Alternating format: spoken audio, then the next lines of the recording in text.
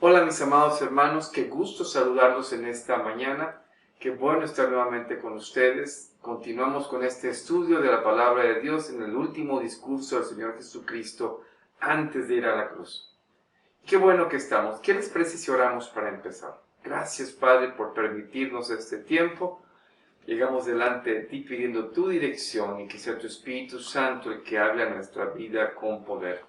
Gracias por esta gran oportunidad que nos das. Lo hacemos y lo pedimos, Dios, en el nombre de Cristo Jesús, nuestro Señor y Salvador. Amén.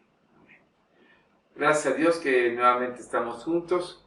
Recuerden, hemos estado estudiando los capítulos 14, 15, 16 y 17 del Evangelio de Juan, y hoy estamos en el capítulo 17. Estamos en la parte final de la primera parte del estudio de esta oración sacerdotal. Este estudio fue dado por el reverendo Gerardo Lionheis a la Iglesia Presbiteriana a su libro El Faro. ¿Qué les parece si vamos a la lectura bíblica que se encuentra en capítulo 17, versículos del 1 al 5? Vamos a darle lectura. Juan 17 del 1 al 5. Estas cosas habló Jesús, y levantando los ojos al cielo, dijo: Padre, la hora ha llegado, glorifica a tu Hijo, para que también tu Hijo te glorifique a ti. Como le has dado potestad sobre toda carne, para que dé vida eterna a todos los que le diste. Y esta es la vida eterna, que te conozcan a ti, al único Dios verdadero, y a Jesucristo, a quien has enviado. Yo te he glorificado en la tierra, he acabado la obra que me diste que hiciese. Ahora pues, Padre, glorifícame tú al lado tuyo, con aquella gloria que tuve contigo antes que el mundo fuese. Hemos estado hablando de estos primeros 5 versículos de la oración sacerdotal del Señor Jesucristo. Y algo importante que hemos visto es que hemos dividido este capítulo en 3 partes. Sí, estas 3 partes que tienen que ver la oración sacerdotal. Vemos que en las últimas frases que hemos hablado de la primera parte de esta oración, vemos que el Señor Jesucristo ha orado por sí mismo, pero el sentido de orar por sí mismo más bien tenía que ver con su ministerio. Estas 3 partes de la oración sacerdotal en el capítulo, la primera, como comentaba, ora por sí mismo. La segunda parte ora por sus discípulos. Y la tercera parte, el Señor ora por la iglesia.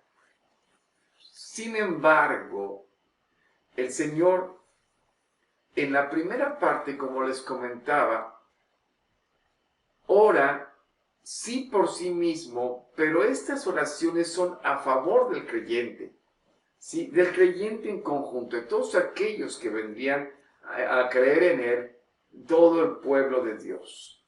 Y en esta parte que estamos terminando, que tiene que ver con la primera parte de estudio de este capítulo, la perspectiva correcta tiene que ver con la obra de Cristo. Cristo sí ora por sí mismo, pero el beneficiario de la oración es el creyente. ¿Por qué? Porque son los creyentes que son beneficiados en el cumplimiento del ministerio del Señor Jesucristo.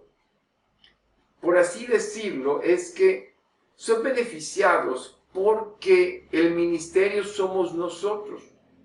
Entonces, el ministerio de Cristo, por lo cual está orando, que es glorificar al Padre, la manera en que glorifica el Hijo al Padre es dando vida eterna. Y aquí encontramos un doble propósito. Un propósito remoto y otro inmediato. El primer propósito es que dé vida eterna a los creyentes. Pero el segundo propósito, y es aquí el propósito más importante y trascendente, es glorificar al Padre dándoles vida eterna. Y dar vida eterna no es el propósito principal, sino es darle la gloria al Padre Celestial. En este sentido somos los beneficiados. ¿Por qué? Porque habiendo cumplido el propósito, habiendo nacido de nuevo y teniendo esta vida eterna, nosotros glorificamos al Padre Celestial. Yo creo que todos hemos experimentado, no solo personalmente, sino viendo en la vida de otros, cómo la bendición de venir al Evangelio transforma sus vidas. La conversión, la transformación de personas a nueva vida es algo que nos anima, nos motiva, porque podemos ver la obra del Señor Jesucristo cumpliéndose su ministerio y dando esta vida eterna que glorifica al Padre. Una vida de una nueva calidad, una vida abundante. Y esto vino por el conocimiento del Padre y del Hijo. Entonces podemos afirmar, conocer a Dios transforma al ser humano y lo introduce a un estilo o un modo de vida nuevo, completamente. El verdadero conocimiento de Dios es el conocimiento que nos permite ir a la vida eterna. Y ese viene solamente de la revelación, es decir, de su autorrevelación, pero a través del Hijo, a través de nuestro Señor Jesucristo. No hay otra manera de conocer a Dios. Solamente podemos conocerle a través de aquel que Él envió, a través del Hijo. Así que la oración intercesora del Señor continúa. Y el primer punto que estaremos comentando en esta parte final es misión cumplida. En Juan 17:4, si lo leemos, dice: yo te he glorificado en la tierra, he acabado la obra que me diste que hiciese. Podríamos decir que pareciera que el Señor Jesucristo se estuviera adelantando un poco acerca de he acabado la obra. Sí, porque he acabado la obra, porque te he glorificado en la tierra. Pero lo que parece ser es que tenemos que entender, y no es que el Señor Jesucristo se esté adelantando o se esté precipitando, porque todavía aún falta su muerte en la cruz y su resurrección, que esto sucedería en algunas horas después. Pero sí se está refiriendo en un sentido que el mismo Señor nos va a explicar. Porque no podemos pensar por ningún momento que el Señor, esté equivocado o esté mintiendo. No. Entonces tenemos que entender el sentido por el cual Él dice: he acabado la obra que me diste que hiciese. Tenemos que aceptar una cosa. La obra de Jesús se ha cumplido y Él lo afirma categóricamente. Ha llegado a un feliz término de lo que el Señor, el Padre, le ha encomendado que tendría que hacer. Entonces, Jesús mismo nos da la pista. Yo te he glorificado en la tierra. Hemos insistido que el propósito principal del Señor es glorificar al Padre. Y también nosotros insistimos que precisamente Jesús mismo insistió que ese era el propósito. De todas las tareas con que Él cumplió y cumple, el único propósito y singular es glorificar a Dios. Nos salvó para que glorifiquemos a Dios. Ya hemos dicho que el sentido principal de glorificar a Dios es darle a conocer sus atributos, sus perfecciones, su voluntad, su propósito. Y esto es porque a tal grado que el creyente lo conoce, entonces puede vivir una vida conscientemente de la presencia de Dios en él. Y esto es la vida eterna. En este sentido, Jesús, al habiendo dado a conocer al Padre, a Dios mismo, da conocimiento de Él, y al darlo a conocer a Él, el Padre es glorificado. Conocer sus propósitos, su persona, habiendo revelado la gracia, ¿sí?, su misericordia, su amor. Jesús puede decir: Padre, te he glorificado, he acabado la obra que me diste que yo hiciese. Hay que insistir en esto. La tarea que Jesús tenía que hacer es la tarea que el Padre le había dicho que hiciese, esa obra que le había dado que hiciese. Este es el énfasis en el cual el Padre actúa y tiene que ver con la salvación que proviene del Padre. El Padre es glorificado cuando se hace resaltar que la salvación viene de Él. Se acentúa. La actividad del Padre es redentora, pues no hay salvación, no hay soteriología fuera del Padre. Eso significa soteriología, salvación. Y segundo, la gloria esperada. Dice el versículo 5, ahora pues, Padre, glorifícame tú al lado tuyo con aquella gloria que tuve contigo antes que el mundo fuese. Este pasaje es muy bello y en dos sentidos se manifiesta, en el pasado y en el porvenir. El contexto de esta frase se encuentra en todo el contexto del discurso. ¿Por qué? Porque este momento no ha pasado mucho tiempo desde que Jesús empieza su discurso y luego lo continúa camino al Getsemaní, entre el aposento alto y el huerto del Getsemaní. Y aún estaba en la mente de los discípulos la cena en la cual Jesús habla acerca de que este es mi cuerpo y esta es mi sangre. Esto está fresco en la memoria de sus discípulos. Y como está tan reciente, es posible que los mismos discípulos aún estuvieran en su paladar la cena celebrada.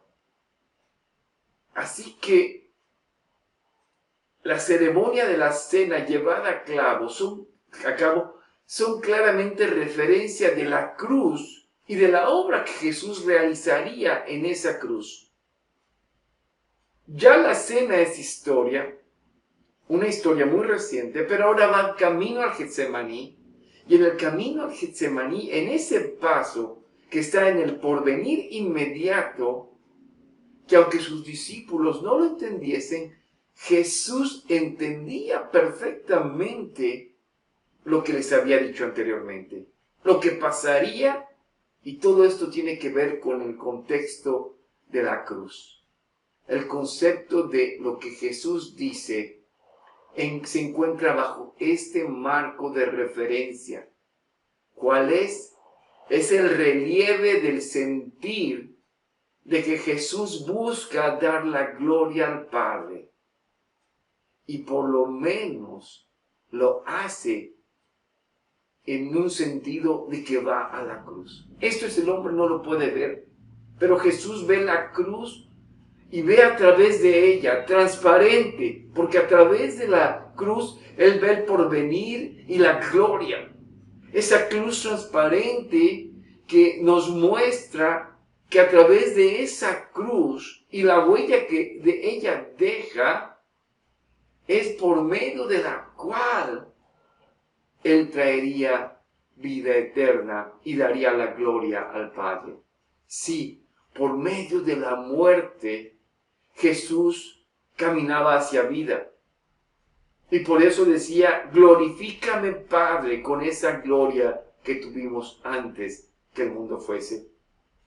El porvenir se llenaba con el concepto de estar al lado del Padre. Y por eso Jesús lo dice, glorifícame, sí, glorifícame tú al lado tuyo. También para Jesús, nuestro mediador, la vida es la comunión con el Padre, que pronto sufriría una completa separación por causa de nuestros pecados, pero vendría una completa restauración con la comunión que tenía con el Padre y que sería glorificado al lado del Padre. Jesús está volviendo de la muerte a la vida. Vuelve de la comunión con el Padre. Todo esto pone al porvenir en términos del pasado. Sí. ¿Por qué? Porque de alguna forma era volver al momento que tenía antes que el mundo fuese. Paradójicamente, los cristianos podemos anhelar esto. Podemos anhelar el porvenir como un pasado porque anhelamos la comunión con el Padre. Anhelamos tener una comunión con Él. Ahora nos privan nuestros pecados esta comunión plena, pero queremos tenerla. No debemos olvidar que Jesús dice esta oración como el Hijo eterno de Dios. Sí, pero también como el mediador de los hombres por la voluntad del Padre. Nuestro mediador es entonces el eterno Hijo de Dios. ¿Y por qué no decirlo de una manera? Nuestro mediador es nada más y nada menos que el eterno Hijo de Dios.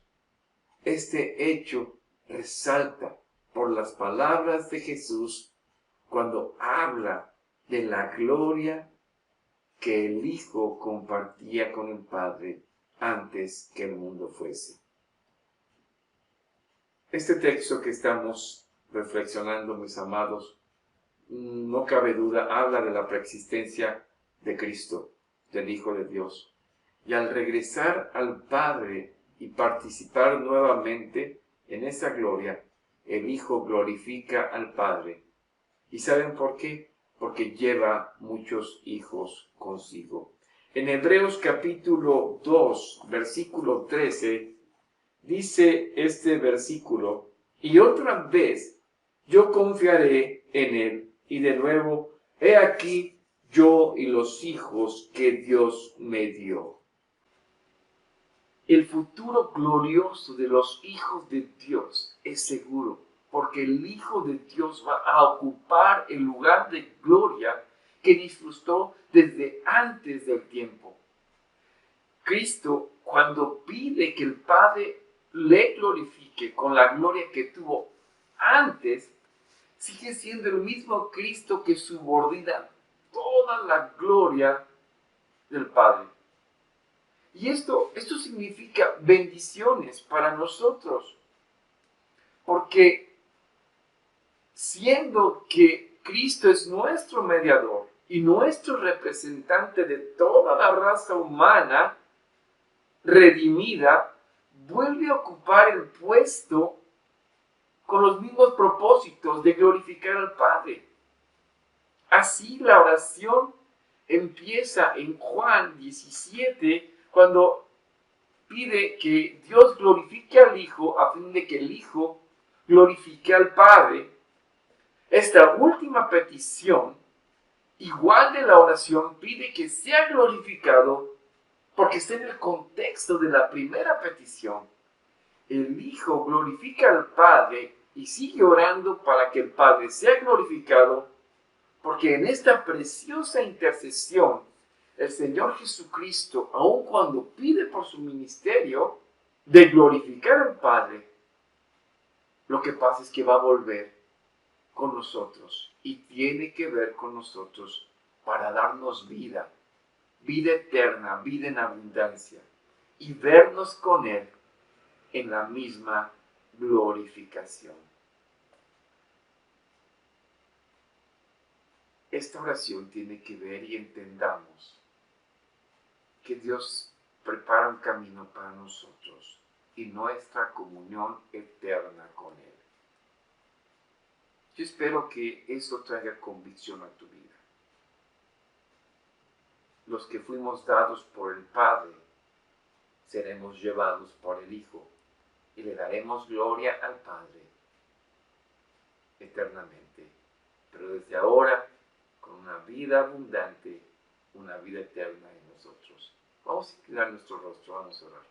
Padre, te damos gracias porque nos permites esta mañana reflexionar en esta tremenda oración que el Hijo eleva, nuestro Señor Jesucristo, eleva a ti por todo el ministerio, por darte la gloria, porque tú seas exaltado y nosotros somos parte de esa exaltación.